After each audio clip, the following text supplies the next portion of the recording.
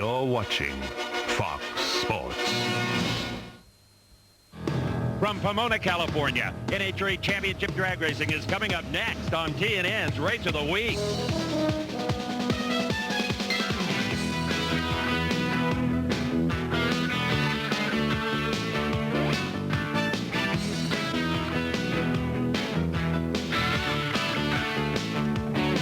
NHRA Winston Drag Racing Championship season kicks off 1996 at Pomona, California, and the Cheap Auto Parts Winter National.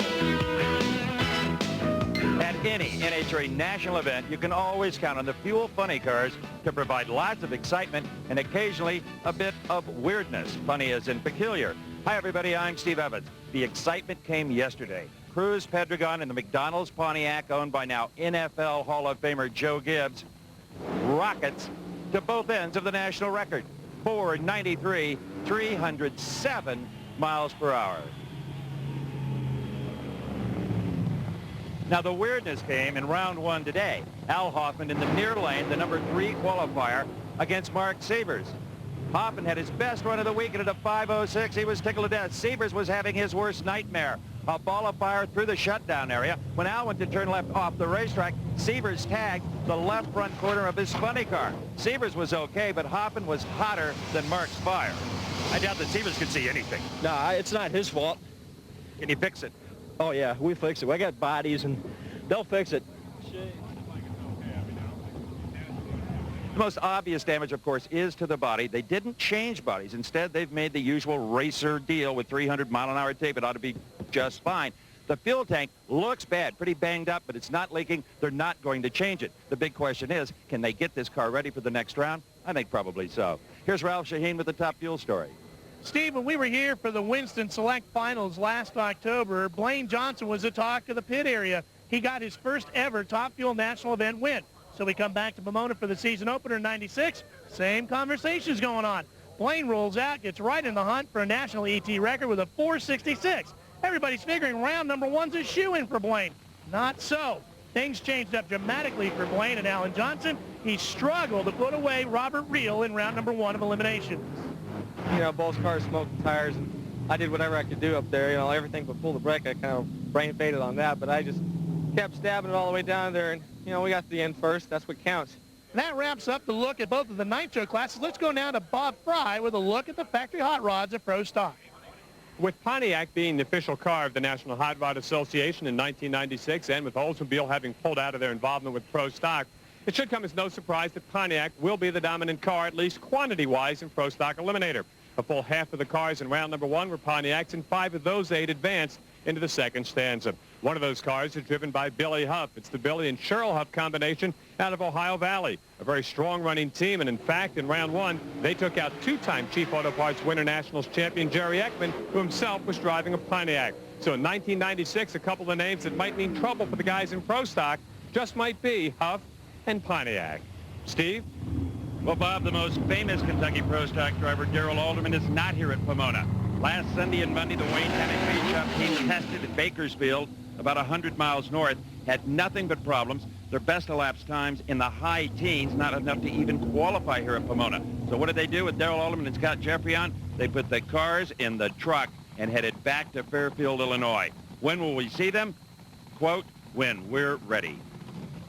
Well, there is one Mopar car here, and this is it in the Top Fuel ranks. And no, it's not Tommy Johnson Jr. this year. Instead, it will be Mike Dunn and Darrell Gwynn, and they will face up against Blaine Johnson here in round number 2 of Top Fuel.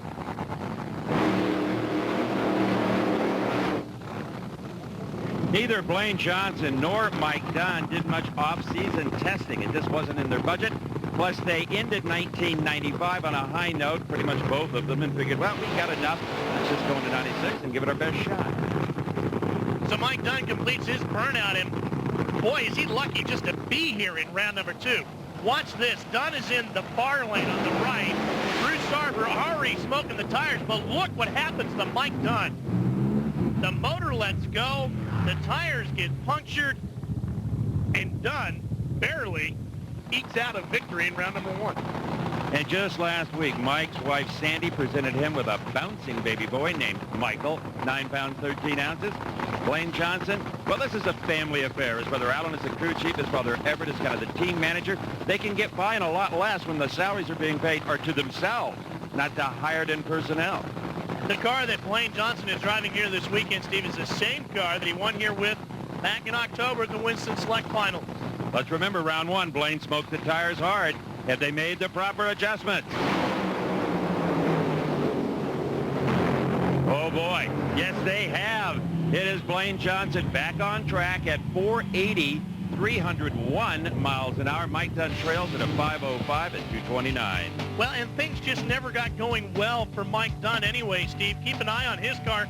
Blaine's off to another classic Johnson pass, but you can see problems already developing for Mike Dunn, and right about here at halfway down the track, things are really going to start letting go as the Frank Bradley prepared car just was never up to song here this weekend. But Tommy Johnson Jr. has enjoyed a pretty solid weekend with limited backing from Musco Lighting, the people out of his home state of Iowa. Qualified right in the field at number 10. Joe Amato, on the other hand, is ripping him, and he says it's about time. Qualified number 2, just behind Blaine Johnson at a career best 469. Big speed, 308 miles per hour. Now, the money that Tommy Johnson Jr. got out of qualifying for this show, he was hoping would be enough to get to Phoenix. But there was one last hurdle to clear. That was his mom. They called her right after qualifying, said, "Mom, we made the show. Can we go on to Phoenix?" She gave him 2 thumbs up. So Tommy Sr. right there giving a tap on the head to Junior. The two of them are headed to Phoenix for the ASCO Nationals premiere. And that's just 2 weeks away. They're not thinking about that right now. Capacity crowd, a gorgeous day in Southern California after 3 days of rain. The season opening Winter Nationals.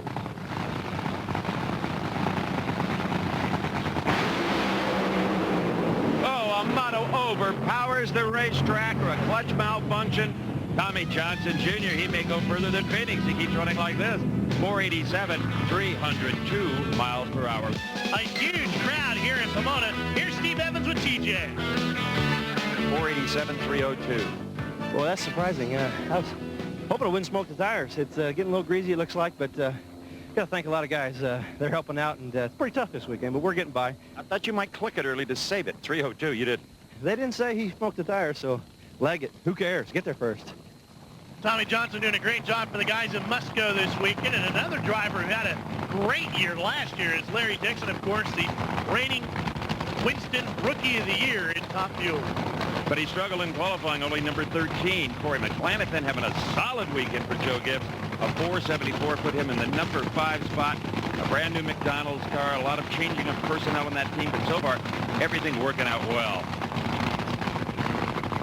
I think the fact that Larry Dixon struggled a little bit is probably one of the biggest surprises of the weekend. You know, everybody was wondering about a sophomore jinx for Dixon, and yeah, this is kind of a scary sight, him qualifying 13th. That's right, when he was in the final round last October on this very racetrack. Let's watch.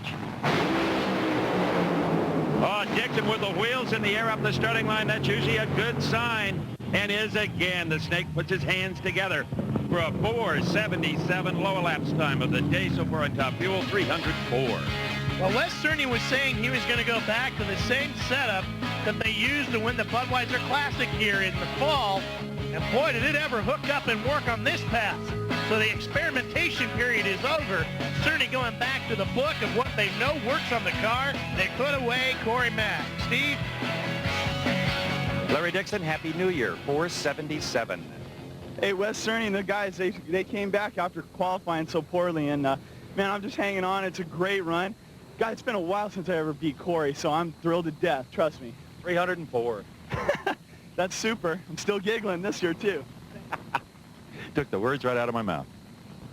Well, maybe we'll see more of that before the year's over. I know, Steve, you'll get a big kick out of that. That'll give you something to get him about.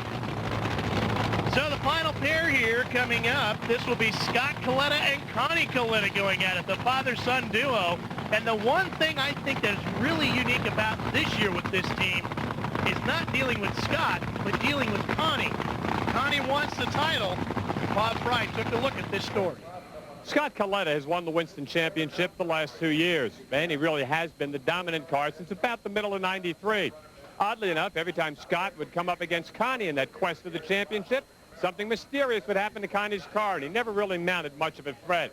Well, it's 1996, and it's a brand-new ball game. At the start of the year, nobody's got any points, and nobody's in the lead in the battle for the Winston title. This time when Scott and Connie meet, it could be anybody's ball game.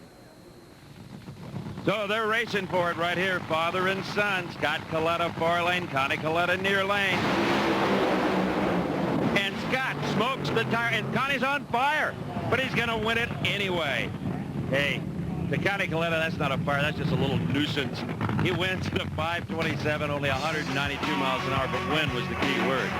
Watch Scott Coletta. He goes up and smokes right off the line, just a few feet out from the light, and then Connie goes up in flames. Add insult to injury, Connie is driving Scott's 1994 championship car that he pulled out of the rafters. Here's your final four pairing. It will be Connie Coletta versus Tommy Johnson. TJ's got the lane choice of 487 versus the 527. And Dixon up against Blaine Johnson. Larry gets lane choice 477 versus the 480. But coming up next, round two of Funny Car. First pair will be John Force up against Whit Bazemore. Bazemore now with the Smokin' Joe sponsorship in a better position than he has been in his entire career. And doesn't John Force know that? Bazemore has always been dangerous on just a one-shot wonder basis. Now he may be able to contend for national event victories. And Whit's in a great position to take out Force, because Force usually does one of two things at this race. He either wins the whole thing or goes out in one of the first two rounds. And the latter has been more predominant in this decade for John Force. In fact, let's look back to 1993. It was Force in the far lane, Bazemore in the near lane. And this was round number one. Bazemore clearly outperformed John Force, but right there, Bazemore crossed the center line as guys were cheering. Later they were crying as NHRA was forced to disqualify with Bazemore. What's going to happen in 96? They're in opposite lanes. Second round. Everybody said if Whit Bazemore gets a little bit of money, it's all over for the rest of the competition. And we're about to find that out. What's an amazing story anyway. Here's a guy who used to be a photographer at the racetrack, had a dream about becoming a racer. Now he's got one of the best sponsorship deals going in NHRA competition. There's Austin Boyle. He is chasing this car. He's the first to admit it. They've moved the motor forward to make up for the heavier new Strange Engineering rear end, and they just haven't found the balance. Mustang body for Whit Bazemore. Pontiac for John Force. And in round number one, they both ran 5:12. Force had the choice of lanes. At 4 stages first.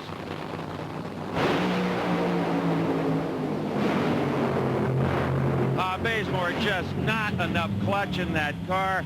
John Force, 5'11", 297 miles an hour. That's Gary Clapshaw on the far lane. And on the other side of Parker Avenue is Richard Hartman. Gary Clapshaw back to Pomona in 1996 with the same beautifully painted Fuelish Pleasure Mustang. One of the slickest paint schemes in the pits. All it needs is a major sponsor. He'd spoil that paint scheme in a second for a little bit of cash to help them run the 96 season. Now, for the first time, Richard Hartman is in Larry Miner's Geronimo car from Hemet, California. Didn't qualify particularly well, barely made the show, but in round number one, dished out a 5:07 at 297 miles an hour. In fact, let's go back earlier today and have another look. It was Richard Hartman in the Geronimo car up against Tony Pedregon, John Force's number 2 car. Tony last year drove the Geronimo car. Tony Pedregon became the 7th driver in history in a funny car to go 300 miles an hour, and he lost the race to Hartman's brilliant 5:04, 297. So you got to look at Richard Hartman, maybe a favorite over against Clapshaw. The body that is on the Geronimo's car this year is being called a Camaro. It's the body that John Force had that he was threatening to run last year, and then these guys call it an Oldsmobile for a while, and now they're calling it what it truly is, 96 Camaro. Richard Hartman loses power mid-track. Gary Clapshaw shuts it off early. You saw the butterflies and the injectors slam shut those red circles to a 5:23, 245 miles an hour. But I tell you what, I think Clapshaw was in control of the race, period. He really had a good shot off the line, Steve. It looked like he was going to make a run at Gary Clapshaw. Power goes away, and that's the end of that. So that brings us on to our next pair, which will be Dale Boldy, who sits right there in the white helmet. He'll be going up against the quickest and fastest funny car in the world. That one, a Cruz Pedregon.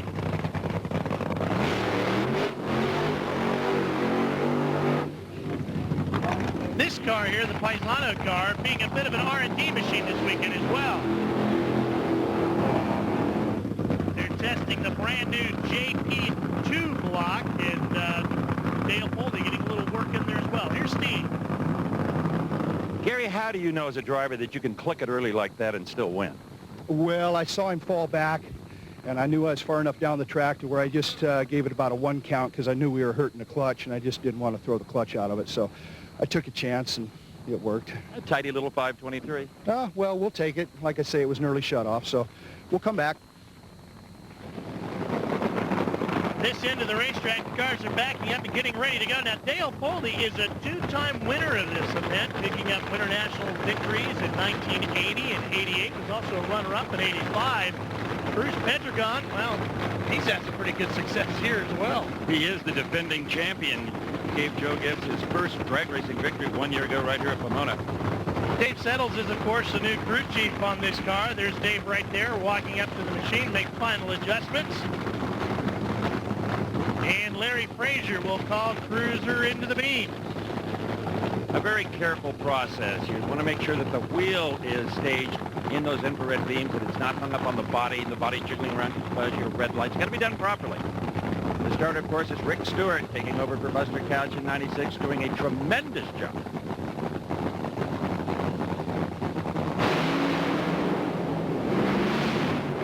Cruz Pedregon in control. A 512 at 299 miles an hour. The weather conditions have changed so dramatically, there's very little chance that Cruz can back up his records of 493, 307 miles an hour within the required 1%. It's a lot warmer today than it was on Saturday night. Okay, you are a funny car driver. Your crew chief is Tommy Anderson, and he's just fired your motor on the Western Auto Parts America car of Al Hoffman, which until Cruz's 307 was the fastest funny car in the land. Now let's go to Steve with Cruz Pedregon. Cruz and crew knew there was no hope of backing up the record, so you didn't really try, but you got it down stout at a 512. Yeah, I'll tell you what, the sun's out there. It's a whole new ball game today, but we're here to play, and heck, we're in it. You're going to get Forrest next round. Early treat for the crowd. That's okay. It should be the final round, but Forrest's a good guy. So this McDonald team's ready to go. They really are fired up and ready to go this season. Now, Al Hoffman is going to go up against Del Worsham here in this round of competition, the Worsham Pink entry. And this weekend, we've seen a lot of guys, such as Del Worsham, make their way through round number 1. So upsets are not a problem. We've told you all day long. Weird things happen in funny cars at the Winter National. So Hoffman can't take Del Worsham lightly. Drag racing is a little like golf. You're thinking, Evans, have you lost your mind? You're not really racing the competition as much as you're racing the track. You're playing golf. You're trying to beat the course. If you do that, the rest of it will take care of itself. If you're playing like I do, you're just trying to survive, and I don't think that's what Al Hoffman's doing here today. He came here to put the wood to everybody else in the funny car division. He is dead determined to make a statement here this weekend at the Winter Nationals that he is the guy to beat this season.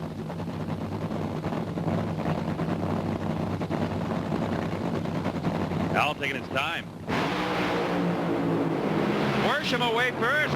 Worsham was ahead. Hoffman makes a strong move at 1,000 feet. Worsham scared him a bit there. Hoffman 513 at 294 miles an hour. Dell clicked it when he knew he had no shot at a 521, 288. So even with a dented body, Hoffman still advances. He'll meet up with Gary Clapshot. Al gets lane choice. John gets lane choice when he matches up against Cruiser. Here's Bob Fry at the start line. Most teams will tell you that a key to success in drag racing is getting off the starting line. Dick Maskin, crew chief for Jim Yates. What are you looking for here, Richard? Trying to read the track a little bit. Temperature, texture, seeing the rubber build up, what the fuel cars left us.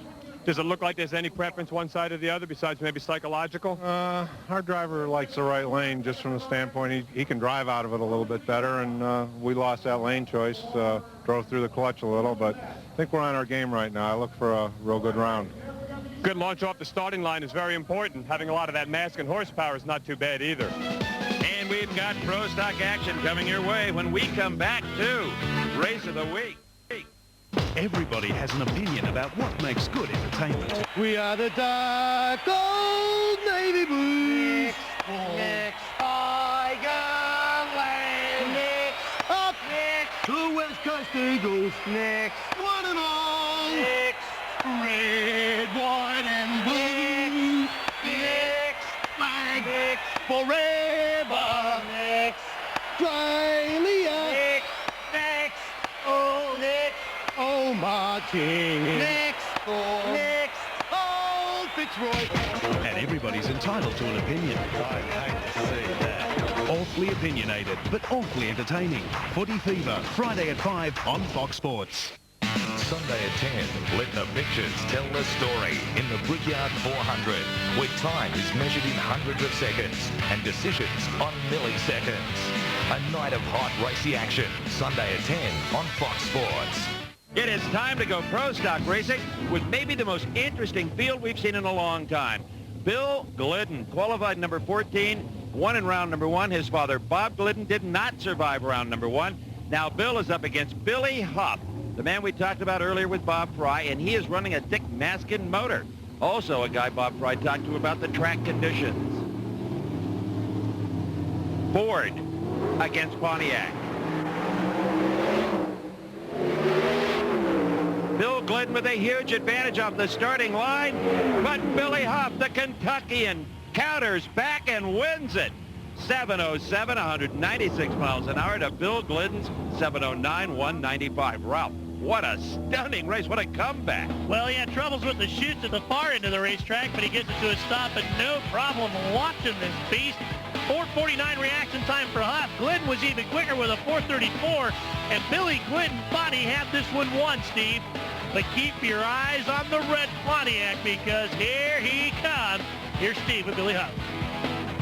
Billy, that was a terrific drag race, a 7:07 to an 09. It looked close from where I was sitting. It looked like he got out on me a little bit. We was real soft on the clutch the last run, and we're trying to get back on track here on this tricky track. Here's our next pair. Jim Yates, the man who finished second in the Winston point standings last year. He's going to match up against Kurt Johnson. And Kurt's also debuting a brand new paint scheme here this year on his new Pontiac. It's a really slick looking paint scheme too. The thing about the Pontiac, and this might have been an advantage for Billy Huff, is that nose can be as much as 11 inches longer than some of the competitors. And in a close race at the far end of the racetrack, a couple inches can make a big difference as to who trips the lights first. Jim Yates also with Dick Maskin power. Kurt Johnson, first time in a Pontiac. It's a shorter wheelbase, but a wider track, which makes it very stable.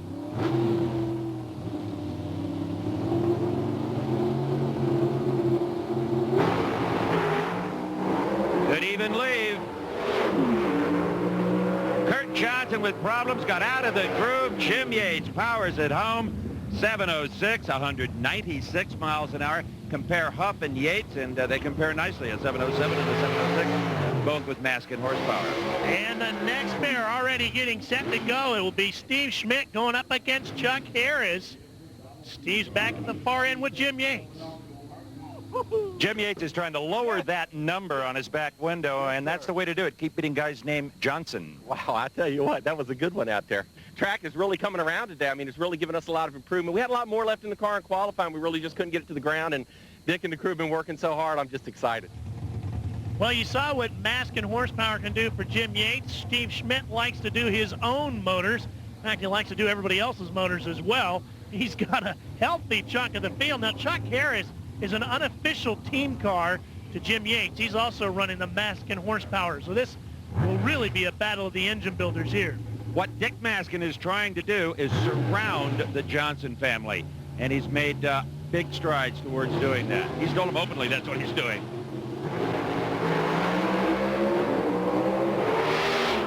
Harris with a nice lead.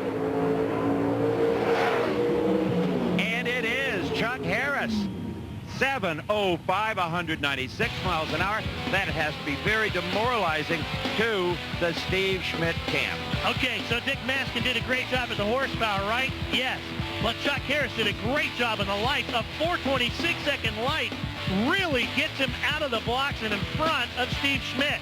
From there, the Maskin horsepower took over. A 7:05, 196 for the win. Here's Steve. Chuck Harris is a big boy. But what a big number, a 7:05. Well, I got mask and power, I got a Jerry Bickle race car, and I got a coach in Jim Yates. That's what's doing it. He had some stout competition. He ran an 06. Yeah, he did. I'm just happy to be here. We're going to move on to round 3 and see where we go from there. Here's your next pair. Will be Ray Franks up against Warren Johnson. And Chuck Harris mentioned that Jim Yates as a teacher. Yates can thank Frank Hawley as a teacher because Hawley helped him a lot with his reaction times this winter. So that's just trickled down to Harris. Here is your number 1 qualifier, the GM Performance Parts Pontiac, Warren Johnson, up against the upset-minded Ray Franks.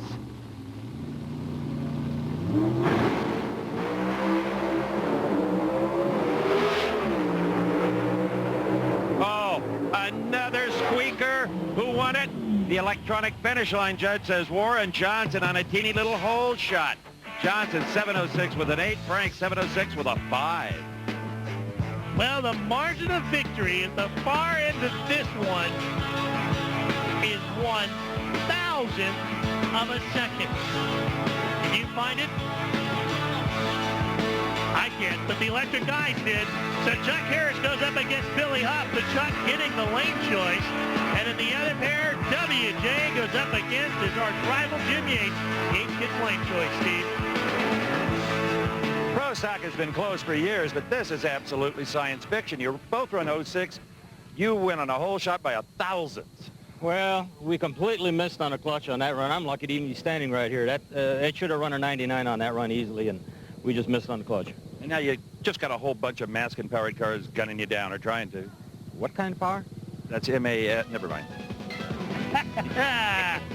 Pretty good, guys. I like that. Well, there's some of that masking power all grouped up. The guys are trying to corral WJ. It is time for the kings of the sport, the fastest accelerating vehicles in the world, NHRA's top fuel dragsters. You're watching Race of the Week on TNN, the Chief Winter Nationals, and this is a rematch of the Winston Select Finals from October here at Pomona. Blaine Johnson against Larry Dixon. Blaine Johnson in the near lane, Dixon far side. It was Johnson victorious in the fall. Who will it be in the winter? Remember, Dixon's crew chief, Wes Cerny, has gone back to the setup they used to win the Bud Classic here in the fall. It worked in the first 2 rounds. Let's see what he can do here in the final 4. Johnson out first. Dixon getting a little loose at about 1,000 feet. That hurt him. Blaine Johnson goes to the finals of the Chief Winter Nationals with a 474 at 303. Do you think Pomona is going to become Blaine Johnson's favorite racetrack? I would bet highly on it. But keep an eye on the car because as he gets down to the 3/4 marks, he starts spitting and sputtering and popping a little bit in the motor. But there's still enough horsepower there from Alan Johnson to get the win. Here's Steve. If we wrote a script for this race, I think this would be it, tying the record and now the final round ahead. Boy, you know, it's great to be in Pomona. This is where we started so far, and we're going to keep it rolling, hopefully. It's a great way to start the year. Have you leaned on that combination that won here in October? Did you go right to that? No, we've been running really close to that same combination. Alan hopped it up for this run. He knew they were going to do the same thing. You know, we beat him at the finals, and nobody likes a little bit of revenge like a racer. 74 to a 79. Well, it'll be interesting to see who he will go up against. Will it be young Tommy Johnson Jr. or the wily veteran Connie Coletta? Crew chief Ed McCulloch making some final adjustments, and there's Tommy Johnson Sr. hauling his son into the beams. A new motor between the frame rails for Connie Coletta. TJ has heard very few parts. You can't on a very lean budget. Coletta, he doesn't have a budget. He throws at it whatever it takes. Coletta last won the U.S. Nationals in '94. Connie matches wheels with the much younger driver off the starting line and outruns him with a 488 to a 492. Connie, 285 to TJ's closing 294. Well, we got to give a tip of the visor to Tommy Johnson and the Musco guys. They've done a great job all weekend. But Connie, the ace, and this 94 championship-winning chassis are doing the job here in Pomona. Connie just motors down there just too much for young Tommy. So Blaine Johnson will get lane choice as he matches up with Connie. Here's Steve. Connie Coletta has jetted right into the final round. Those are sweet words to hear. Sure is, Steve. You had a lot of work to do. Yes, we did. It took both crews to take and put it back together. It burned a lot of the wiring and stuff off the back of the car, all the control systems on it, but it worked. And now Dick has something to work with, Dick LaHaye. Yes, that's excellent. I mean, that's just nice. How quick did we run? 488. That's fine. That's excellent. It is excellent. One of the greatest battles in pro stock last year was between Jim Yates and the Professor W.J. Warren Johnson. Now, in this semifinal round, they're going to go up against each other. And who better to have put away than the guy you battled with all season long in the first race of the season? Warren Johnson has gotten by the last few years with lackadaisical reaction times. He's had more power than anybody else. Can't do that anymore, in my opinion. You got to be sharp, got to work on that. And Yates did all winter long. He's ready. And it is Yates away first by 400. Johnson really never in this one. A 706 to a 708. You saw the crew radioing down to Jim Yates, his performance numbers. I hate that. I want that reaction. Yates was quicker, a 706 to a 708, but it was a big difference in the reaction time. A 463 for Jim Yates, WJ with a 505. Warren, get the practice tree out. You're gonna need it. Here's Steve. All winter long, you've thought about this moment. I tell you, we laid in bed and prayed for days like this all winter, and it's just thank God we're here to do this. You know, everybody's worked so hard. The team's done such a good job, and coming to the final like this on the first race, it speaks a lot for what Dick Maskin and the crew have done. I want to thank McDonald's, Pontiac, Dynamax, and Pro Stock in general. Thank you. Let's see who's going to race. Well, he's going to have either Chuck Harris, that man there with more of that Dick Maskin horsepower, or he's going to have Billy Huff with more of that Dick Maskin horsepower. And Billy Huff is becoming a big story real quickly, Steve, here in Pro Stock. We saw his team come over from NHRA last year to the Dallas race and performed very well, went to the final round with a different driver. Now Billy has to prove himself. Harris leaves way too soon, about 200th as a matter of fact. But they race for it anyway. Disregard the blue car. That's your winner from Kentucky, Billy Huff. 707, 196 miles per hour. And Chuck Harris has got to be really frustrated with this because he wastes a 705, the quickest run of the round. That puts Jim Yates up against Billy Huff in the finals. Yates gets lane choice. Here's Steve Evans with Billy. This is the greatest story in pro stock in a long time. How are you going to keep them back on the farm once they've seen Pomona, Billy? You ain't going to keep me on the farm no more, I reckon. Man, he jumped out there, and I thought, man, I was late as fuck. Then I see my wind light come on, so I guess he red lighted or crept to the lights or something. A very nice 707 gives Jim Yates lane choice, though. Oh, he can have it. I'm just happy to be here, Steve. NHRA's been great to me. Everybody's treated me real well, and I've had a ball this weekend. Hot rodding was born in Southern California, and nowhere is it enjoyed any more to this day than in Pomona, California. Here at the Chief Winter Nationals, our race of the week on TNN, it is time for the Final Four in Funny Car. Al Hoffman versus Gary Clapshaw. Hoffman, the quickest car of the day with that first round 505. We really, Ralph Shaheen, don't know what Clapshaw is capable of. He got lucky, was able to save his parts and shut it off early. Maybe he can run an 05. He ran an 11 already. And this is a team that won the Memphis race in 1995, so they're not unused to being this deep into the program. Clapshaw in, Hoffman in. Hoffman away first. Al Hoffman. Hoffman has problems. Clapshaw almost catches him. 5:16 elapsed times for both drivers. Clapshaw, much bigger speed at 289. Big problems for Al Hoffman as a part into the racetrack, and if there was a few more feet to this quarter-mile strip, we'd be seeing Gary Clapshaw in the finals in 96 as well as 95. Watch right around in the ear. You see the flames going out, and Clapshaw almost had him, Steve. You just about let that one get away. You both ran 5:16. Yeah, it blew up. 1,000-foot mark down there. I was lucky. You can tell by the speed, only 250 something. Yeah, I must have left on him because, well, I'll tell you, we needed that one. Well, 3 times in a row in the finals here, and maybe we'll get to run that McDonald's car. It's not like he doesn't have another bullet. Only 2 of the big 3 can make it into the finals here today. One's in. That's Hoffman. Which one of these 2 is going to be up there against it? Did you understand what Al Hoffman was saying there without saying it? He wants Pedregon to take out Force. Of course, if Force goes out this round, that's one less round of points that Force will get. That's absolutely right. Austin Boyle brings in John Force, the man who has rinsed him to 5 Winston Funny Car Championships. He would have had 4 in a row, except Cruz snuck in there and won one on his rookie year. Ooh, John was vulnerable there. You heard him limp, get back on the throttle, only runs a 5:25, but it's academic. Pedregon was done in the first 5 feet. Well, Kelly Pryor sure was happy with that badge. You can see him clapping at the beginning.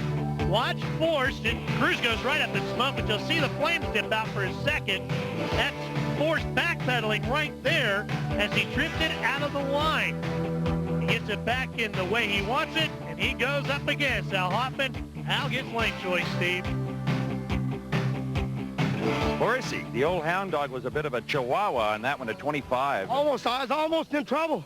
The old heap, she left and put a hole out. I mean, I went, brrr, just shook, laid down, then I pedaled her, hit her, she hiked the old front up, just put that old Castro back to a Pontiac, right where she belongs, back. Now you get your buddy Hoffman. He wanted Cruz, not you. Me best friend, that's right.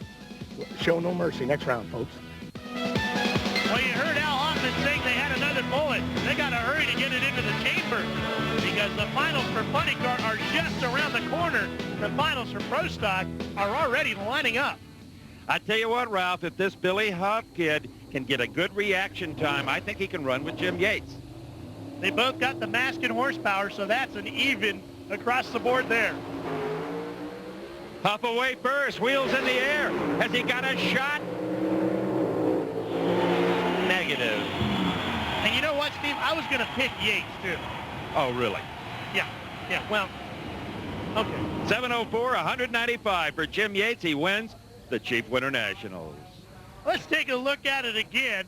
Here's Jim Yates in the far lane going up against Billy Huff. The reaction times go to Huff.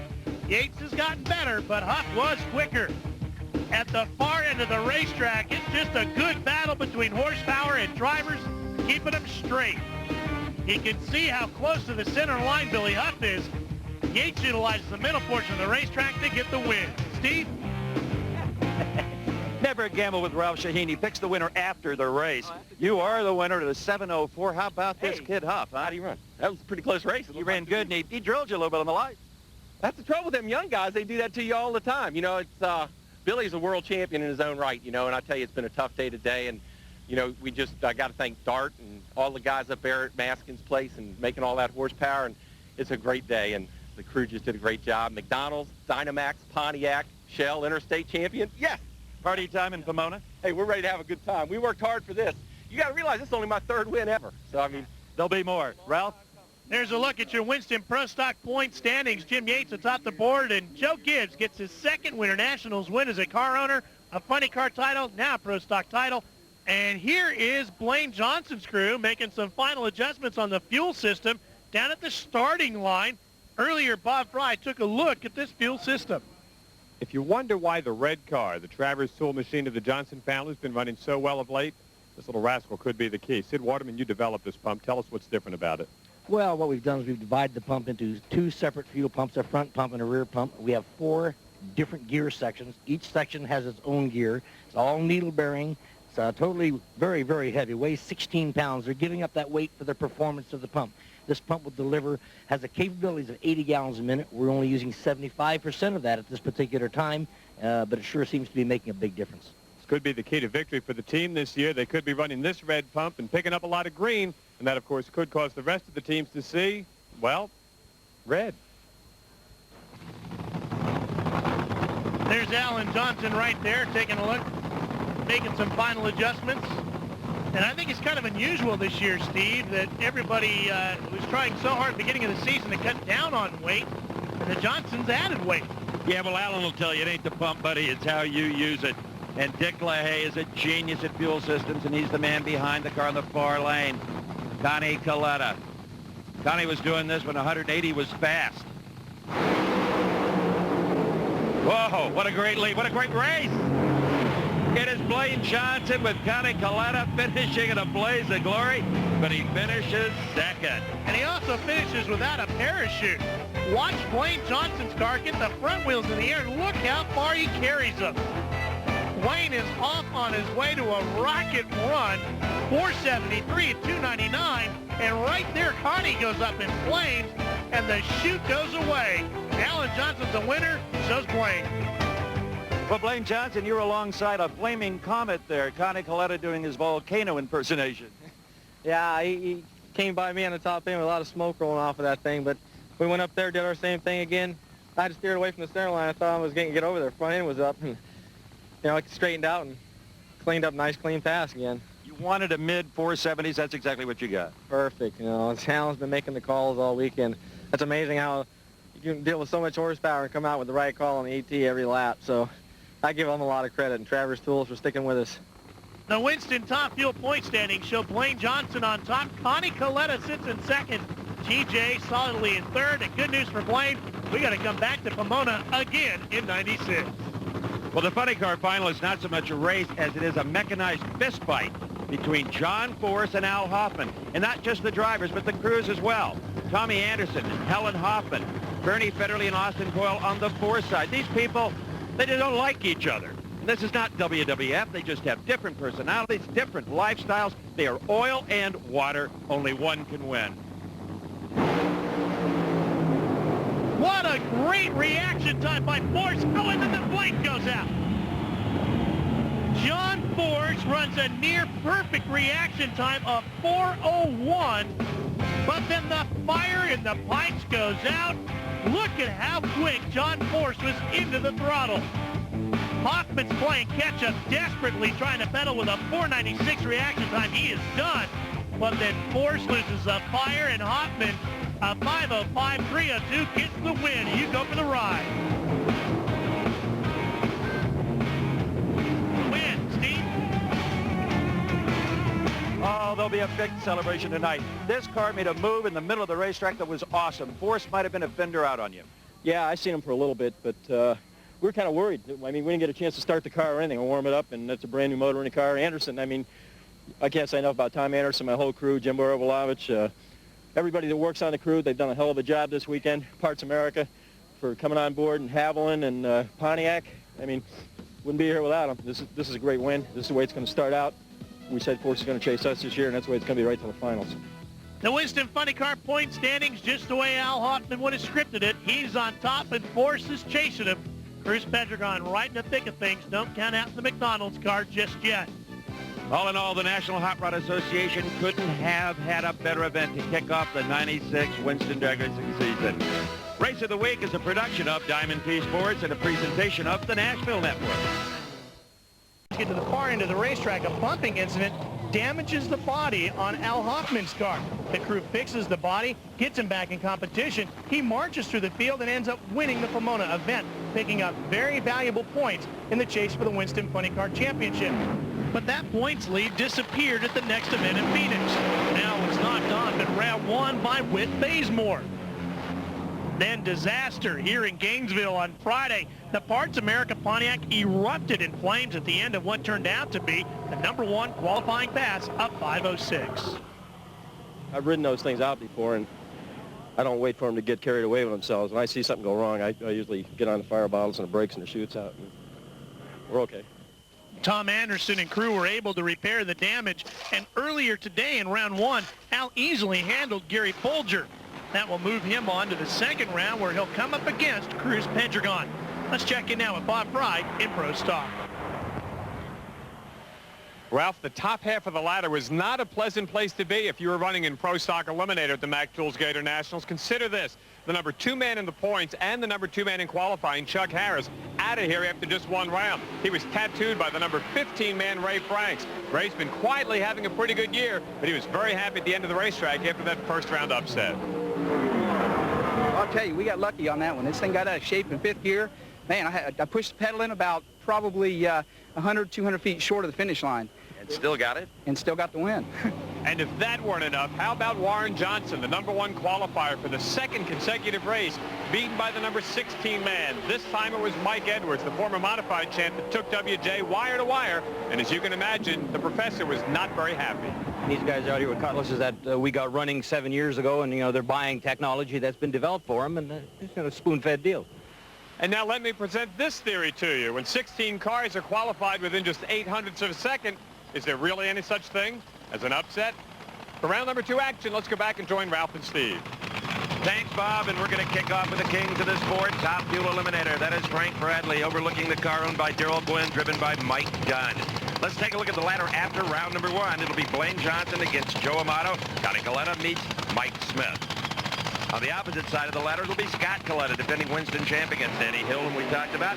Kenny Bernstein running against Mike Dunn right now. And there is the king of speed, Ralph, the national record holder for speed and elapsed time, Kenny Bernstein.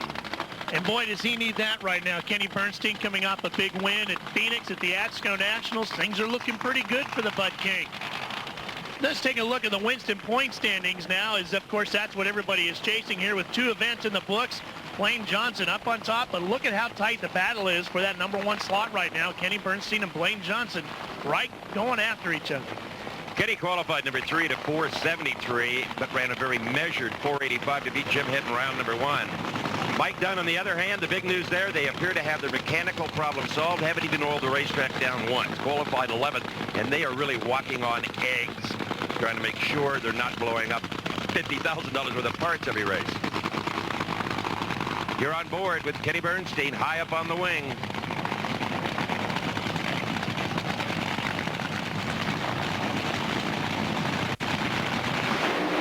Dunn away first. Mike Dunn in. Oh, and Dunn breaks. Kenny Bernstein goes to the final 4 at 482, 299 miles an hour. Exactly, I think, what he wanted that car to run. Meanwhile, Connie Coletta, who likes things to happen in a hurry, is waiting not so patiently for his opponent, Mike Smith, who is just now getting to the starting line area. He was the number 12 qualifier, and he put away Corey Mack in round 1. He's going to go up against Connie Coletta. Boy, is this guy ever serious about winning the Winston Championship this year. Number 4 qualifier beat Hot Rod Fuller in round number 1. There's Ed the Ace McCulloch taking one last look at it. I don't think I've seen Connie Coletta this serious about winning a championship in a long time. No, I haven't either. Mike Smith normally just tries to get in the field 1 run, parks the car to take the qualifying money, but he and his dad Paul feeling racy today. Connie, oh, he hazes the tires. Oh, and nothing left of that motor. Well, Connie Coletta will pick up the win with a 489, but he's going to have a lot of work for his crew when they get that one back to the pit area. You can see the tires get hazed up, but watch when it just lets go right about here. Boom. Here's Steve. Connie, about half-track, this motor was trying to commit Harry Carey, but you weren't going to give up? No, I didn't see him, and, you know, we're here to win. When did you know you had big problems? Well, the thing exploded, it started vibrating, and then in the shut-off area, the rod come in the cockpit with me, so I know it was in trouble. Ladies and gentlemen, you're looking at a rod cap right there that was along for the ride in the car with Connie, not outside where it should have been. I thought the object of putting the motors behind the driver was to keep things from going into the cockpit. Well, Joe Amato will be one of the next drivers up in this next pair, and he's going to have his work cut out for him. He already got through Shelly Anderson in round 1, but now he's got to try to deal with the number 1 qualifier, Blaine Johnson, who has really been on a tear this year. Blaine put away Pat Dakin in round number 1. Boy, this Alan Johnson-Blaine Johnson combination is as strong a pairing as you'll find anywhere. They have been number 1 qualifier at all 3 races in 1996. The most feared car on the trail, no question about it. Not heavily sponsored. It's mainly a family operation. Dan Everett, Alan Johnson, Blaine's brother. They get it all done.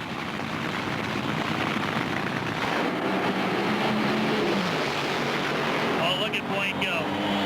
Problems for Amato, but no problems for Blaine Johnson. Easy work, a 474 at 304 miles an hour, and they just march on, don't they?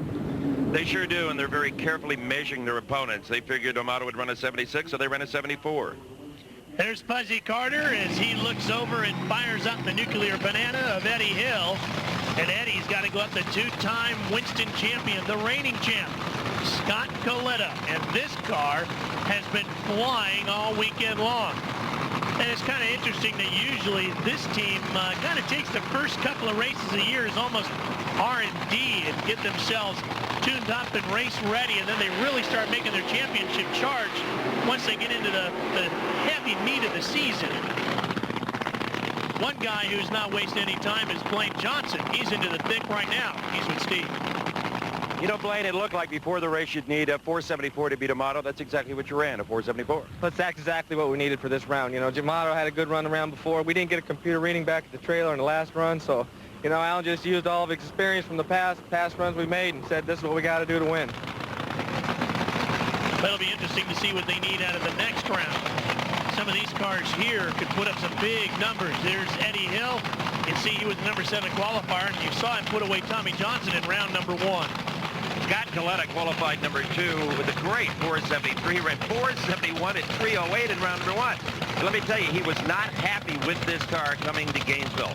It was built by Murph McKinney with some changes made to the car by Dick LaHaye. In fact, Scott was envious of his dad's chassis from way back. But they made some huge moves. Instead of subtle ones, they changed dramatically the car, and it has responded.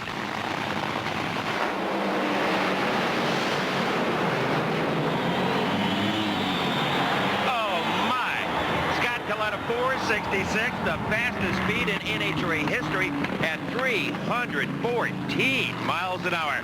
Bob Fry, can you get Dick LaHaye? Dick, that even brought a smile to your face.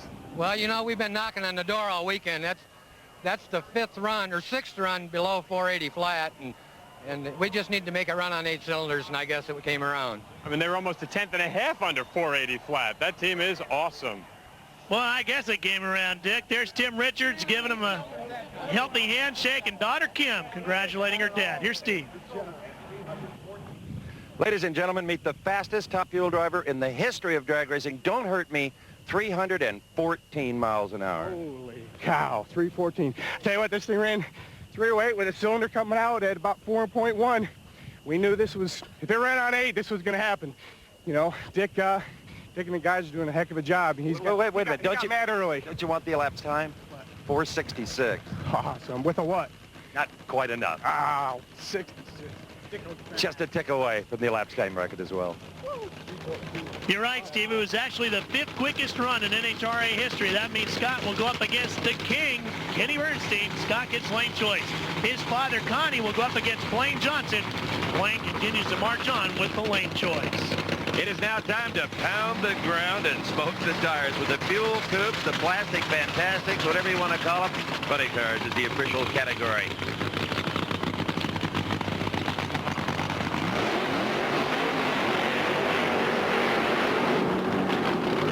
Same engine you'll find in the top fuel dragsters, only in front of the driver, disguised with a carbon fiber replica body.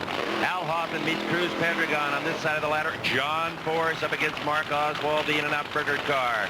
On the opposite side, Richard Hartman doing a fabulous job. He'll meet Del Worsham, a surprise, making round 2. Chuck Etchell's up against Paul Smith. And the Winston Funny Car point standings is not what Al Hoffman wanted to see. Right now, he's chasing John Force. The good battle is for 3rd between Whit Bazemore and Chuck Etchell. To see father and son Paul and Mike Smith go to round 2 is simply amazing. Normally, as I said, they just try to get the qualifying cash and hit the road. Qualified 11th here and thought maybe we got a shot. Chuck Etchell's the Kendall GT1 car qualified number 3. Chuck just quietly going about his business with a 508. He's dangerous. One of the reasons is he's breaking in a brand new Victory chassis. It's the only Victory funny car chassis in existence. It really seems to be working.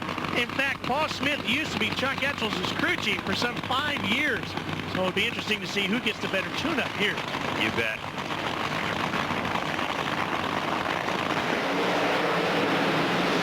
On board with Etchell's. Look at Smith. Paul Smith at his school car gives Chuck Etchell's everything he can handle. A 5:15 to a close 5:17. We're getting set to watch Richard Hartman in the Team Geronimo entry, the number 2 qualifier at a 5:08. He put Wilkerson on the trailer, go up against Del Worsham, the number 7 qualifier, put Tom Hoover away in round number 1. And Hartman, Steve, is becoming one of the hottest youngsters on the tour. Absolutely. In fact, these two drivers are among the youngest in the funny car category, and I'm sure it's great for a lot of the Southern California fans to see Del Worsham get his problems behind him.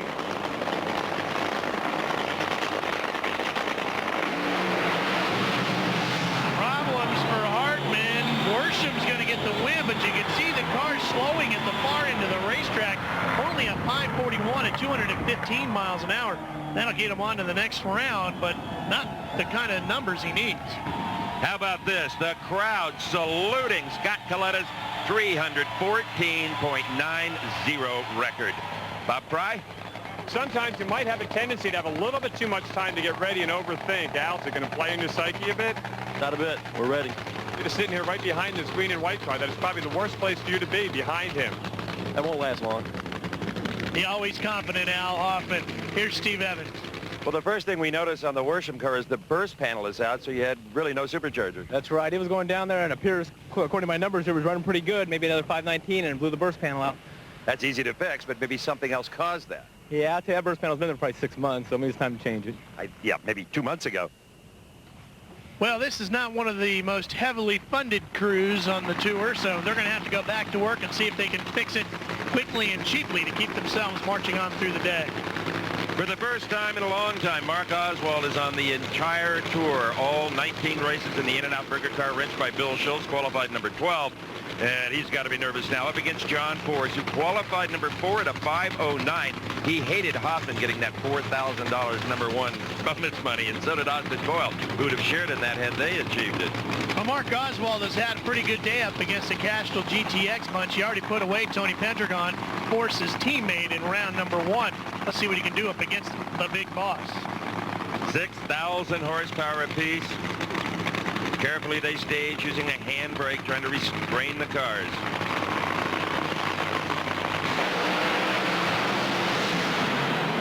They left right together, but it's Force at the finish line first. A 5:12, a solid run, 295 miles an hour. Actually a little slow for John Force. He likes to tickle 300 almost every time he goes down the racetrack. Well, the next pair are going to be the two cars that have given Force the most problems recently in his career, Al Hoffman and the Western Auto Parts America car, and the McDonald's entry of Cruz Pendragon. Body comes down, wife Helen lowering it over her husband, Al Hoffman.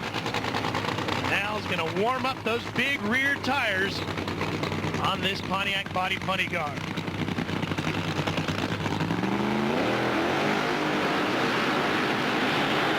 If you love the smell of the drag race, take a deep breath right now. Here's Steve. You might get all Hoffman next round. Yeah, well, bring him on. Our cruiser, it don't make a difference to me. They both dance the same. Yeah, but Ralph Force likes the lead. No doubt about that, Steve. I just wonder what kind of dancing they do. If it's a two-step, a jitterbug, or what, I don't know. But Helen Hoffman right now is hoping her husband can just dance his way down this quarter-mile black strip of asphalt. Al has to be careful here. He's so possessed by Force to not look past Pendragon. Boy, there's one thing you don't want to do, and that's underestimate the guys in the other way that Al Hoffman's got up right now. You can see he was number 1 qualifier in that Force-esque flaming run on Friday that put him in the number 1 slot. Cruiser came in at number 8 and put away Whit Bazemore in round number 1. But the guys in the McDonald's crew are ready to go. Tommy Anderson and the guys going to take one last look. Some final instructions. They'll lower the body down one more time. That's what it looks like when you sit there with 6,000 horsepower in front of you, strapped in as tight as you can go, and your wife is going to stage you into the beams. One last loving touch, and you're on your own from there. And you've got the second body on the car of the weekend. You've already been on fire, and it's only round 2.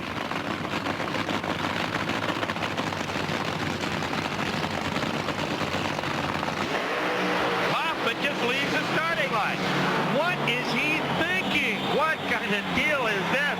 Hoffman wastes a magnificent run. Pendragon gets the win at 5:11, 297. Hoffman would have whipped him, but instead, he may have left before the Christmas tree was activated. Let's watch. I can't believe this, Steve. I'll tell you the one thing. See, the lights are lit for Hoffman.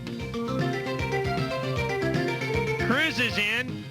The Christmas tree hasn't even started, and Hoffman's out of the box. And Al is not known to be one to red light often, let alone leave that early. Cruz Pedregon will go up against John Force, and Cruiser will get the lane choice in one of our pairs in Final Four coverage. Chuck Ketchels and Del Worson with Chuck getting lane choice. Let's go to the far end and see if we can find out what happened to Al Hoffman. My clutch was screwed up. I had to drive it into the tree. So I was trying to get it to move a little bit so I didn't go over center. Yeah. Al, obviously something unpredictable happened up there. Yeah, we had a problem with the clutch when I was backing up, trying to stage and everything else. And I had to step on the throttle to make the car move forward. And I just lost concentration. It just screwed me up, and oh well. Everybody's done it. Then it is pro stock time. What these cars may lack in horsepower and noise, they make up for in controversy. Look at the ladder. This round will be Edwards against Osborne, Tom Martino against Steve Schmidt. Opposite side is Ray Franks against Ricky Smith, Jim Yates, and Jerry Ekman. I say controversy, as you know, Ralph, because there's a certain amount of team racing, a little blocking. Occasionally one driver may put on the scuba gear and go in the tank. But I'm assured by everybody that all that's in the past. Will not happen here. Uh-huh. Okay. Jim Yates is the points leader as he has dominated the first two events of the season, winning at both Pomona and Phoenix. Chuck Harris, his teammate, unofficially, sits in second. Jerry Ekman qualified number 11 in the quickest field in pro stock history to 7:05 and a 7:12 to beat Danny Kaufman in round number 1. Jim Yates qualified number 3. They thought they would get the pole, but that went to Warren Johnson. Qualified at 7 flat and a 7:12 to beat Pete Williams in round number 1. As I told you earlier, Warren Johnson, the GM Performance Parts Pontiac, is gone. Got beat by the 16th qualifier in round 1. Jim Yates has won 4 national events in his career. He has done them all from the number 5 qualifying spot. Let's see what happens when he qualifies number 3.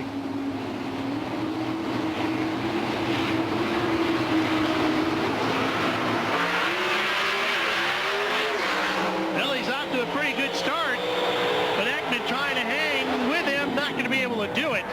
And the McDonald's Pontiac will go on to the next round with a 7:02 and 196.5 miles per hour. The one thing about Jim Yates is he has become very consistent. The next pair of cars already doing their burnouts. Mark Osborne in the far lane in the red car up against Mike Edwards in the near lane in the white. Steve's with Jim Yates. What was the biggest change you made to this car to get this 702? Change carburetors. The entire car, both of them? Both carburetors. We changed everything else in the car. We figured it was time to change them. I guess it worked, right? Yeah, leave it alone. It's okay now. Mike Edwards is backing up, getting set to go, backing right up into your living room. He's in the Winnebago backcountry, the number 16 qualifier, and you can see he's had a good day already, putting away Warren Johnson in round 1. Mark Osborne, the Mama Rosa's pizza car, did an appearance at a supermarket here in Gainesville and jammed the place. But Osborne wasn't sure if it was him or the free pizza. Maybe a combination of both. Yeah. Let's remember it was Edwards that punted Warren Johnson all the way back to Sugar Hill, Georgia, earlier in the day. There's a good look inside the cockpit. Some 1,200 horsepower sitting just in front of him, and he's got the belt cinched down as tightly as he can go to battle the G-forces he's going to get when he steps on the throttle. Jim Yates talked about carburetors. They're as big as trash cans, 2 huge Hollies. Osborne with the jump. Edwards playing catch-up. And he can't get there. A slower elapsed time wins for Mark Osborne, 7:10 to a 7:09. That makes him eligible for the Slick 50, $500. Anytime in a pro category you win with a slower elapsed time, you get $500 from Slick 50 engine treatment. Well, there's the whole shot. You can see the front wheels come up on Mark Osborne's Mama Rosa's Pizza entry first. The reaction times weren't exactly quick, but he was quicker, a 5:07 to a 5:40, and that made the difference. As they motored on down the racetrack, Edwards was doing everything he could to catch him, even though he was the 16th qualifier. A very strong car, just not enough. Here's Steve. Well, your 7:10 spanked his 7:09. Good driving. Well, you know, it's a real hard race out here, and if you get off the start line, you got as good a chance as anybody. Don't take nothing away from them. They're a good group. This Mama Rosa's car's running good. Now you got to find about 500s. Well, we'll just have to work on her. Change the carburetors. That's what Yates did. Or change your pizza. Steve Schmidt's one of the strongest cars in pro stock, one of the best engine builders in the business. You can see he qualified number 5, put away Troy Coughlin in round 1. with a 7:01. But this is a guy that's got everybody looking over their shoulder in the pro stock pits. Tom Martino comes out of almost nowhere this year, qualifies number 13, and has been known to put a lot of people away at the first two events of the year. As a matter of fact, as a rookie, he made the final round at Phoenix just 3 weeks ago.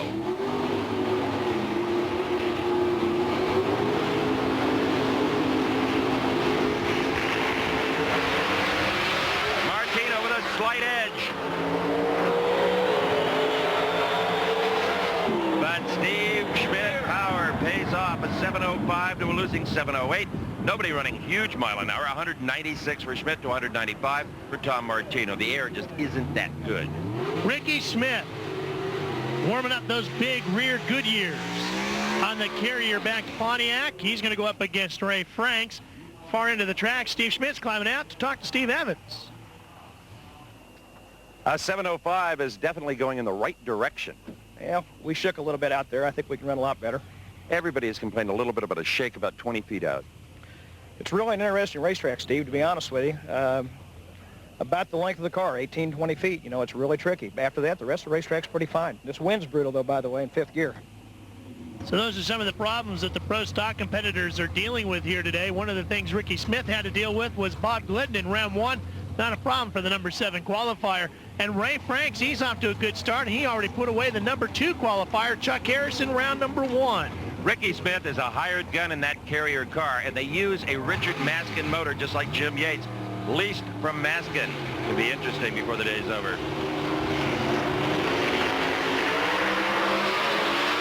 Dead even on the lead. But Ricky Smith by a clean car length. What a resurrection. 7:04, 196 miles an hour to Ray Franks losing 7:10 at 195. Here's a look at the pairing panels for the Final Four. Steve Schmidt's going to take his big motor up against Mark Osborne. Schmidt will get lane choice. And Maskin Motors against Maskin Motor with Yates getting lane choice. Here's Steve. Ricky, your 7:04 puts you in the Final Four against Jim Yates. You both have Maskin Motors. What are we going to see? You're going to see a good race, Steve. I mean, we come here to race. You know, our deal with them was race straight up. We're not going to put up with no more of that stuff. I hate to give up lane choice to him. Looked like he went 0-2. I don't know where that come from. I've been the quickest car the last couple of rounds, but hey, a couple hundreds, anything can happen. He says they're going to race, and I believe him. Commercial transportation for this broadcast has been brought to you by Ryder, the official transportation company for Opryland. Funny Car Semis next. Well, there you see our competitors in the semis of Funny Car, Del Worsham and Chuck Etchels, but take a look high over the skies there. The clouds are rolling in, and you're strapped into the newest Funny Car chassis on the tour. Steve took a look at it earlier. Chuck Etchels is in love with his brand new Funny Car built by the Victory people out in South. Well, there you see our competitors in the semis of Funny Car, Del Worsham and Chuck Etchels, but take a look high over the skies there. The clouds are rolling in, and you're strapped into the newest Funny Car chassis on the tour. Steve took a look at it earlier. Chuck Etchels is in love with his brand new Funny Car built by the Victory people out in Southern California, but there's one little problem.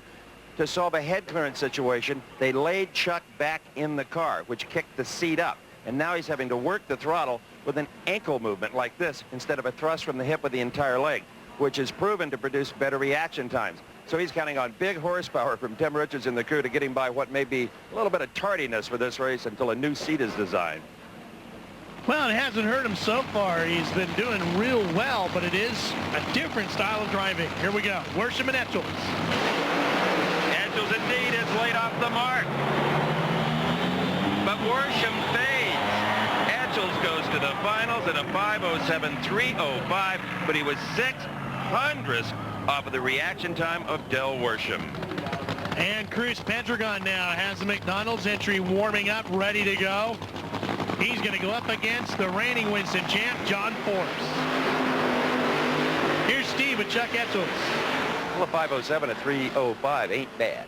Wow, I like that 3:05, and 07 ain't bad either, but, you know, there's two big guns back there, so it gives them something to shoot at, and knowing those guys, they might hit it. With heavy artillery. You can say that again, and some of the heaviest artillery loaded into this Pontiac right here of John Force.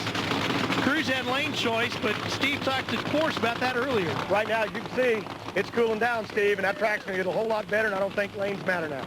Going to make it grisly, as you like to say? Yeah, I'm going to watch. Cruz red lighted in Phoenix. Hoffman red lighted here. I don't want my number to come up, so I'm just going to hope my old hound dog, she dances. We're going to have some fun. Well, Force is ready to go, and I think he's going to put the pressure on Cruz Pedregon, and you got to wonder about that intimidation factor. How does it feel? Oh, Pedregon is dead late. Maybe a little paranoia there from Phoenix. Oh, it is Force in a rout. 5:08 to a 5:13. How about John? 300 miles an hour to Pedregon's 301, but he still wasn't closing. John Force was the first funny car pilot to go 300 miles an hour here at Gainesville, and he continues to do so here today.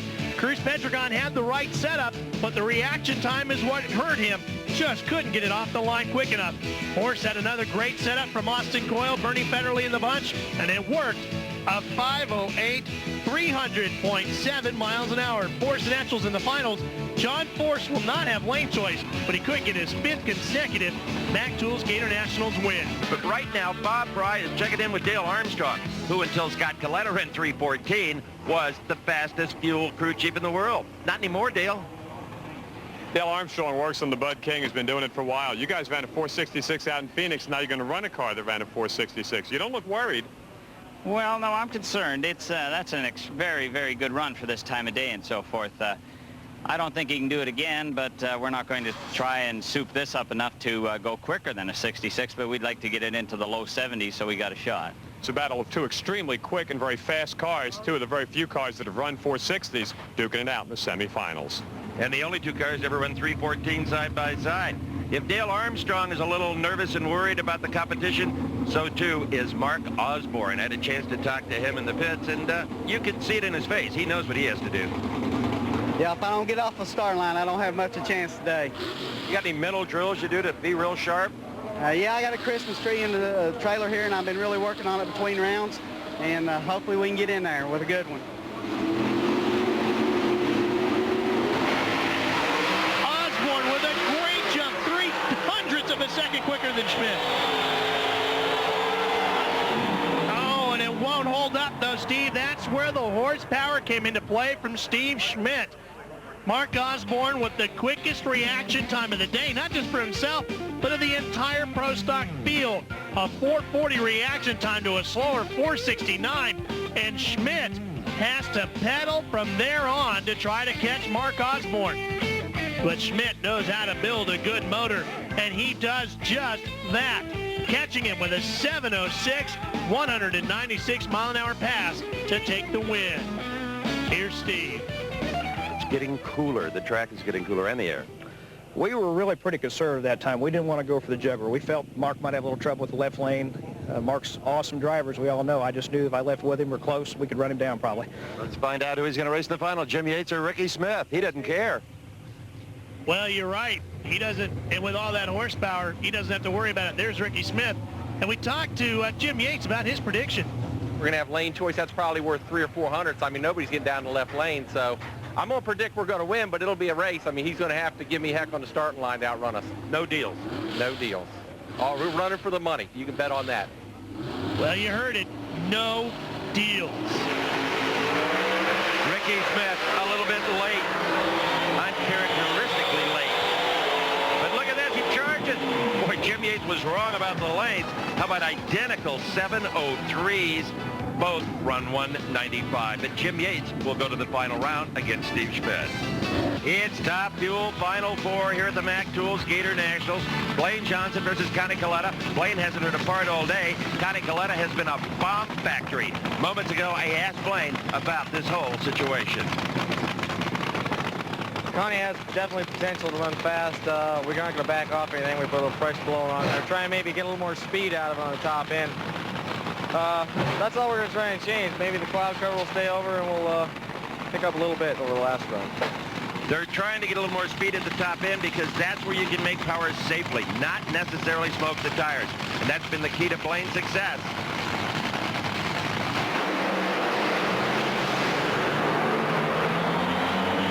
Coletta's fresh engine just not up to the task. Alan Johnson said, yep, there it is. 305 miles an hour, 4.73 seconds. Last round, Blaine ran a 4:74. He comes right back with a 4:73.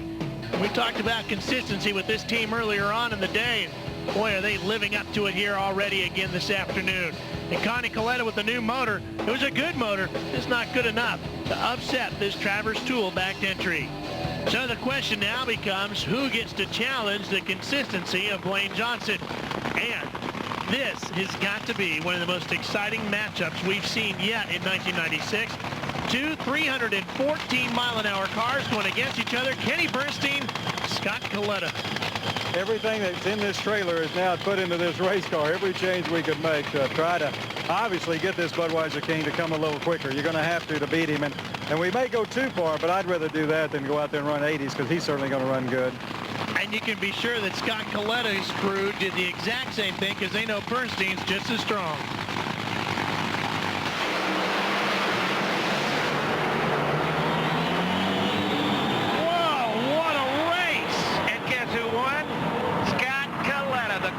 Side-by-side race in NHRA Top Fuel history. 472 with a 0 to a 473 with a 0. Sometimes they live up to their billing, sometimes they don't. This one sure did. Look at the front wheels dancing on Bernstein's car, but we saw him carry the front wheels all the way to the far end at Phoenix for the win.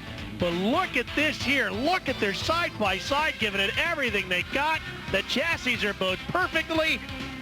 And just by a hair at the far end, Scott Coletta gets the win. Blaine Johnson, I hope you got the consistency working in the finals. You're going to need it. You've been in a better drag race than that lately? Well, I tell you what, I don't know. I think he might have got me a little bit on the start line, and then his thing quit down there a ways, and this thing charged after him. And now under the lights, the Pro Finals. Hey, Ralph, I'll bet you $57 that Steve Schmidt red lights. How about a burger at McDonald's? I got a connection over there. It's really his only chance. Yates has got the horsepower advantage. Schmidt knows that. Yates has got the lane choice. Schmidt knows that. And he knows he needs a perfect light. And the only way you get a perfect light is to guess. And if you guess wrong, well, let's watch.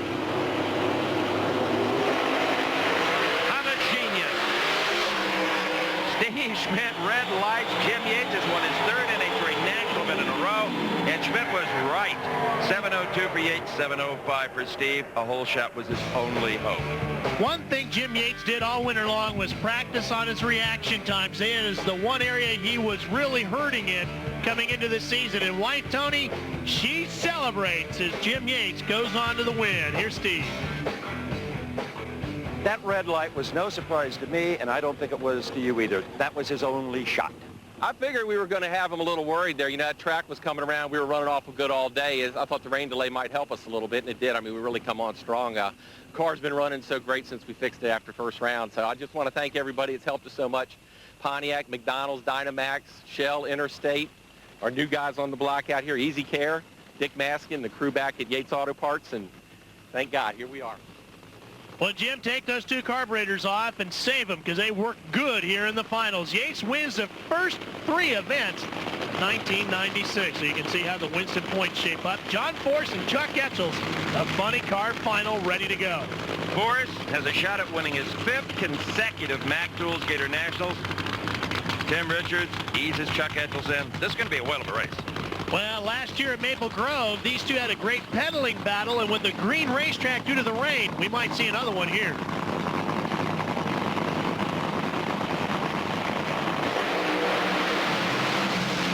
Oh, no way. Force is gone. You're right, though. Etchels did have to pedal it. John Force, his crew, defying gravity. A 4.99, the only 4-second run of the weekend at 301 miles an hour. Etchels runs 5:23 at 3:02 pedaling it. Now watch, you'll see the flames go out just for a second on Etchels' car when he has to pedal it right there. Force has no problem getting all of his horsepower to the ground, and the Castrol GTX entry just storms on down the racetrack. As Steve said, the only 4-second run in funny car this weekend. Here's the 5-time Gainesville winner with Steve. Tim McDonald, the new president of Mac Tools, has the trophy for John Force. He's one of his associate sponsors. John, $4.99. Both of you ran 300. It was a hot rod. I mean, I couldn't believe it. I hit the throttle. For the first time in years, I was scared. I came off the steering wheel. I thought, what's that going on? Come on down. I grabbed it. It hooked up. It trucked. Boy, I had fire 10 feet out. That's what you pay me for, boss. If he ever comes out of his shell, Ralph, he's going to be something. I can't believe Force was scared of anything. John Force leads the point standings. Al Hoffman dropping back to third. Chuck Etchels, he's going to be a force all season long as he sits in second. Scott Coletta knows that right now, for his sake and everybody else in the category, Blaine Johnson has to be stopped. Johnson, the points leader. Pomona winner. Number one qualifier all 3 races. It's up to Scott Coletta, the fastest top fuel dragster in the world, to put an end to Alan and Blaine Johnson's dream right now. So basically, we're going with the fastest dragster up against the most consistent dragster here in the finals at the Mac Tools Gator Nationals.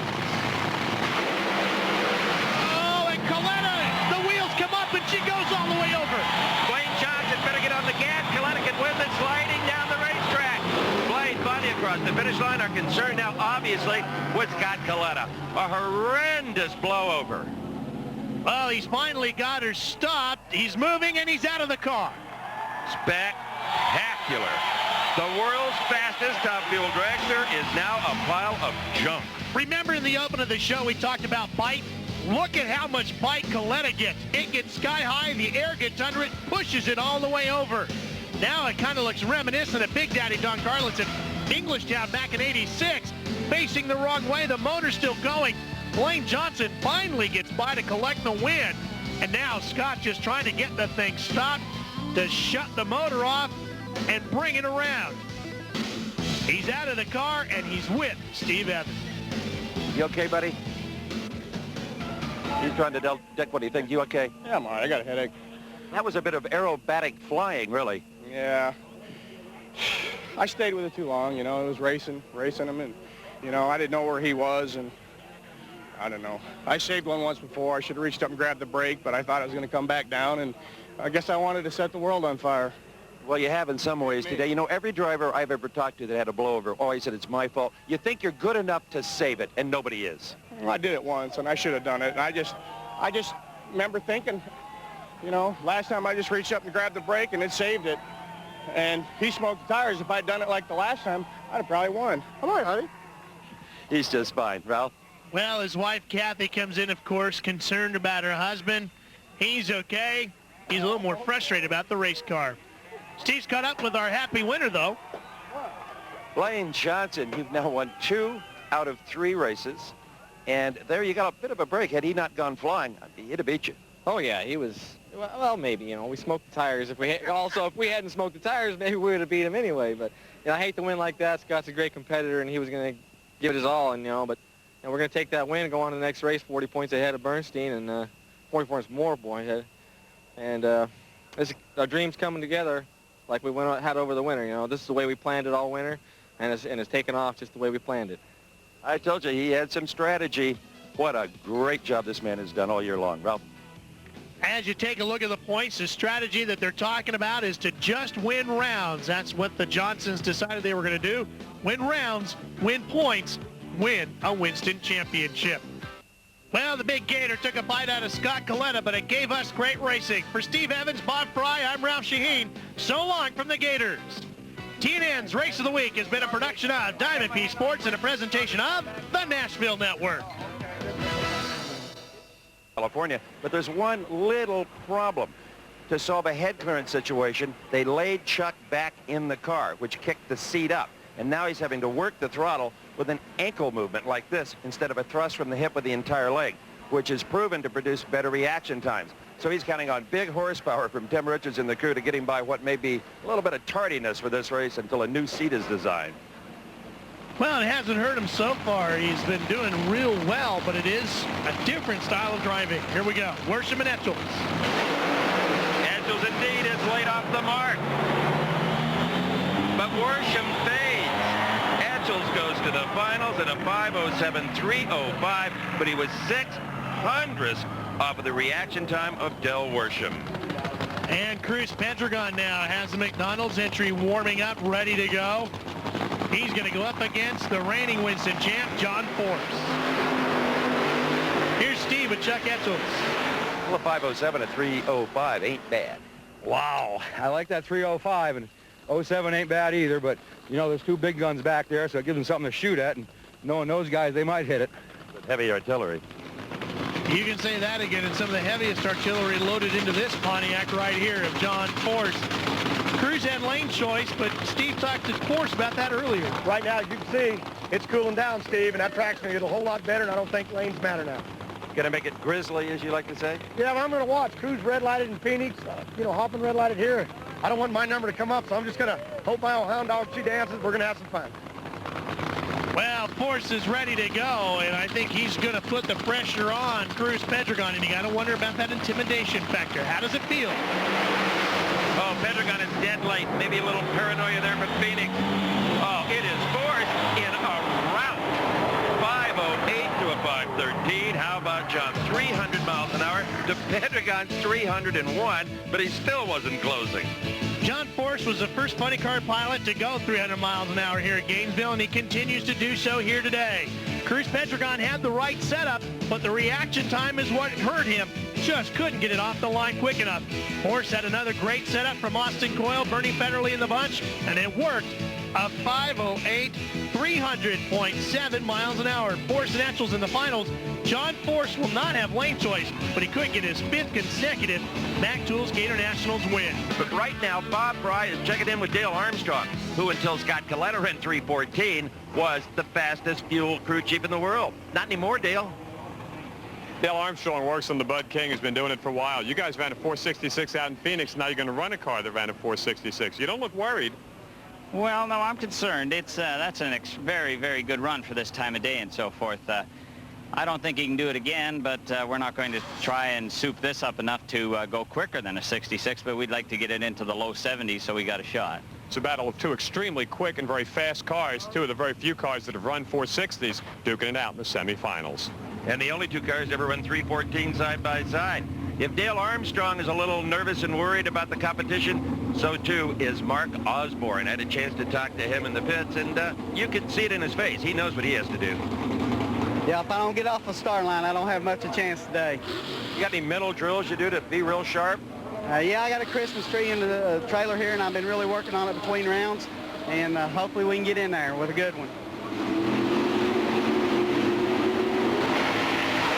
Osborne with a great jump, 0.03 of a second quicker than Schmidt. Oh, and it won't hold up though, Steve. That's where the horsepower came into play from Steve Schmidt. Mark Osborne with the quickest reaction time of the day, not just for himself, but of the entire Pro Stock field.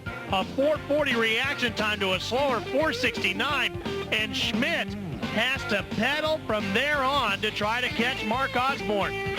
But Schmidt knows how to build a good motor, and he does just that, catching him with a 7:06, 196 mile an hour pass to take the win. Here's Steve. It's getting cooler. The track is getting cooler, and the air. We were really pretty conservative that time. We didn't want to go for the juggler. We felt Mark might have a little trouble with the left lane. Mark's awesome driver, as we all know. I just knew if I left with him or close, we could run him down probably. Let's find out who he's going to race in the final, Jim Yates or Ricky Smith. He doesn't care. Well, you're right. He doesn't, and with all that horsepower, he doesn't have to worry about it. There's Ricky Smith. And we talked to Jim Yates about his prediction. We're going to have lane choice. That's probably worth 300 or 400. I mean, nobody's getting down the left lane, so I'm going to predict we're going to win, but it'll be a race. I mean, he's going to have to give me heck on the starting line to outrun us. No deals. No deals. Oh, we're running for the money. You can bet on that. Well, you heard it. No deals. Ricky Smith, a little bit late. Uncharacteristically late. But look at this. He charges. Boy, Jim Yates was wrong about the lanes. How about identical 7:03s? Both run 195. But Jim Yates will go to the final round against Steve Schmidt. It's Top Fuel Final Four here at the Mac Tools Gator Nationals. Blaine Johnson versus Connie Coletta. Blaine hasn't heard a part all day. Connie Coletta has been a bomb factory. Moments ago, I asked Blaine about this whole situation. Connie has definitely potential to run fast. We're not going to back off anything. We put a little pressure blowing on there. Try and maybe get a little more speed out of it on the top end. That's all we're going to try and change. Maybe the cloud cover will stay over and we'll pick up a little bit over the last run. They're trying to get a little more speed at the top end because that's where you can make power safely, not necessarily smoke the tires. And that's been the key to Blaine's success.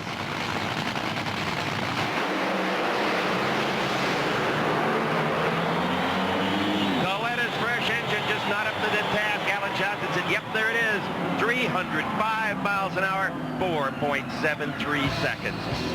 Last round, Blaine ran a 4.74. He comes right back with a 4.73. We talked about consistency with this team earlier on in the day. Boy, are they living up to it here already again this afternoon. And Connie Coletta with the new motor. It was a good motor, just not good enough to upset this Travers Tool backed entry. So the question now becomes, who gets to challenge the consistency of Blaine Johnson? And this has got to be one of the most exciting matchups we've seen yet in 1996. Two 314-mile-an-hour cars going against each other. Kenny Bernstein, Scott Coletta. Everything that's in this trailer is now put into this race car. Every change we could make to try to obviously get this Budweiser King to come a little quicker. You're going to have to beat him. And we may go too far, but I'd rather do that than go out there and run 80s because he's certainly going to run good. And you can be sure that Scott Coletta's crew did the exact same thing because they know Bernstein's just as strong.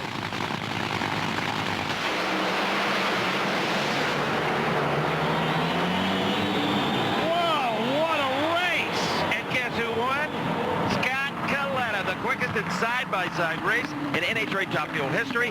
472 with a 0 to a 473 with a 0. Sometimes they live up to their billing, sometimes they don't. This one sure did.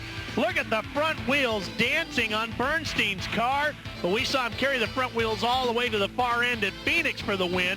But look at this here. Look at their side-by-side, giving it everything they got. The chassis are bowed perfectly. And just by a hair at the far end, Scott Coletta gets the win. Blaine Johnson, I hope you got the consistency working in the finals. You're going to need it. You've been in a better drag race than that lately? Well, I tell you what, I don't know. I think he might have got me a little bit on the start line, and then his thing quit down there a ways, and this thing charged after him. And now under the lights, the Pro Finals. Hey, Ralph, I'll bet you $57 that Steve Schmidt red lights. How about a burger at McDonald's? I got a connection over there. It's really his only chance. Yates has got the horsepower advantage. Schmidt knows that. Yates has got the lane choice. Schmidt knows that. And he knows he needs a perfect light. And the only way you get a perfect light is to guess. If you guess wrong, well, let's watch.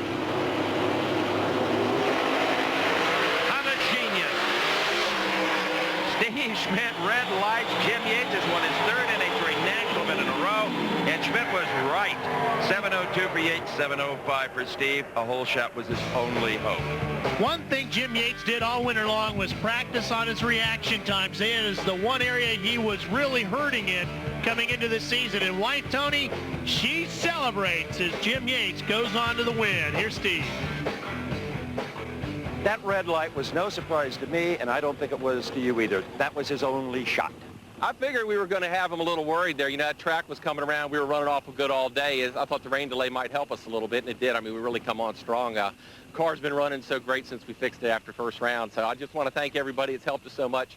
Pontiac, McDonald's, Dynamax, Shell, Interstate, our new guys on the block out here, Easy Care, Dick Maskin, the crew back at Yates Auto Parts, and thank God, here we are. Well, Jim, take those two carburetors off and save them because they work good here in the finals. Yates wins the first three events of 1996. So you can see how the Winston points shape up. John Force and Chuck Etchels, a funny car final ready to go. Force has a shot at winning his fifth consecutive Mac Tools Gator Nationals. Tim Richards eases Chuck Etchels in. This is going to be a whale of a race. Well, last year at Maple Grove, these two had a great pedaling battle, and with the green racetrack due to the rain, we might see another one here.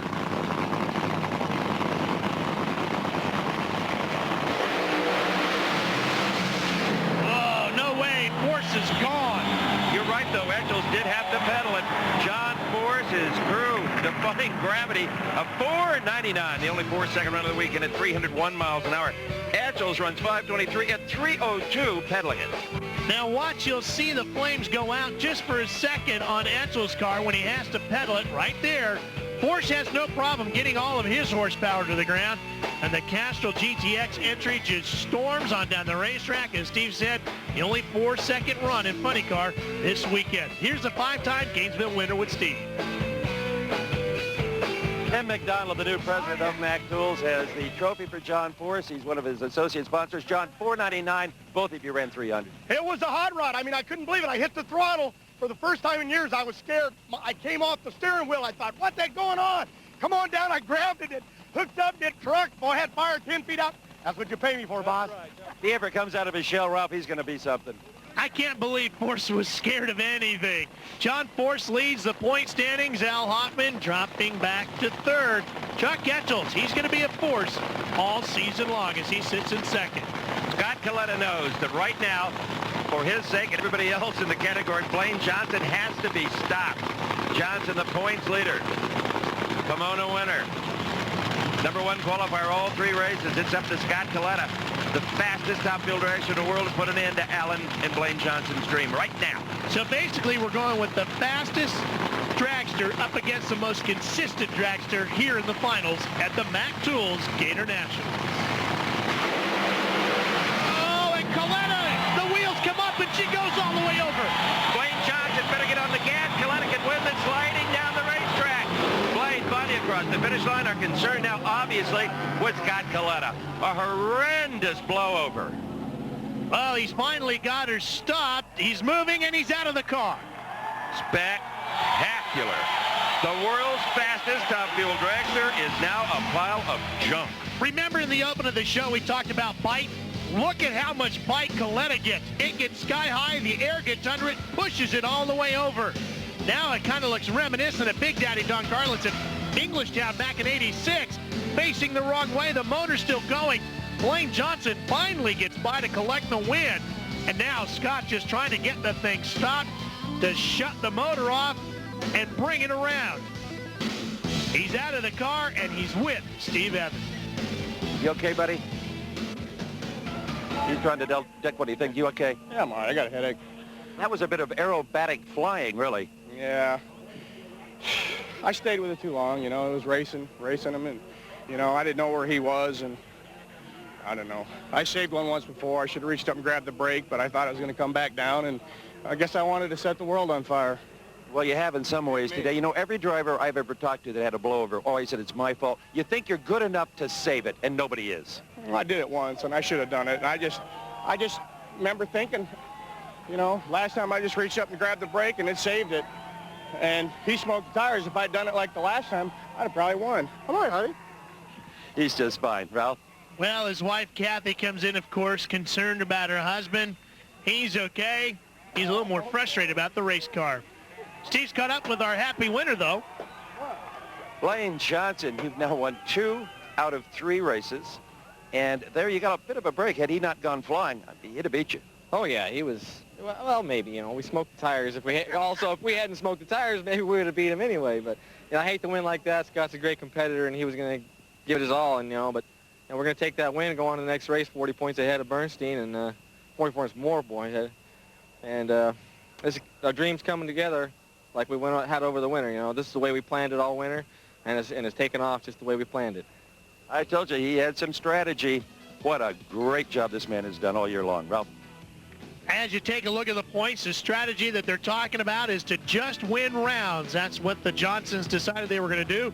Win rounds, win points, win a Winston championship. Well, the big Gator took a bite out of Scott Coletta, but it gave us great racing. For Steve Evans, Bob Fry, I'm Ralph Shaheen. So long from the Gators. TNN's Race of the Week has been a production of Diamond P Sports and a presentation of the Nashville Network.